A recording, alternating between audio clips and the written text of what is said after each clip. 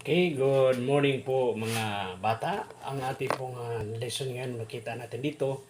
So, idugtungan nyo lang ang nawawalang mga pantig na mga salita. Halimbawa, ano ang nawawalang salita? Ano ito? Po. Ano ang nawalang salita? Puso. Okay. Puso. Pangalawa, ito. Ang last letter po ay la. So, ano ang nawawalang pantig dyan? Tama. Bola. Ito.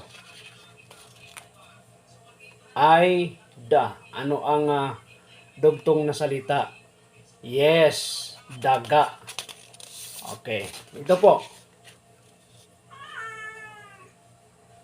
Sa. So, ano ang nawawala? Pusa. Tama. At saka ito. Ano ang nawawalang litra? Ang dulo ng litra ay bu. So, ang nawalang litra po ay lobo. Ito. Ang nawalang litra po ay tota. Ito po, si. Anong nawalang litra? Sili. Ito po, kadalasan po makita natin po ito. Okay? Sino po ang nakakita ng ganitong larawan? Tama. Si Lolo. Okay. Sino po nakakita nito? Makita po ito sa baybay. Makita po ito sa ilog. Yes. Bato.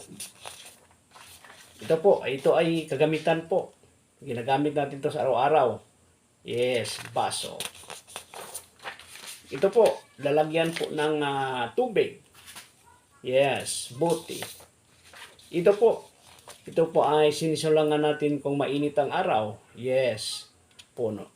Okay, maraming salamat po sa inyong pakikinig. God bless you po.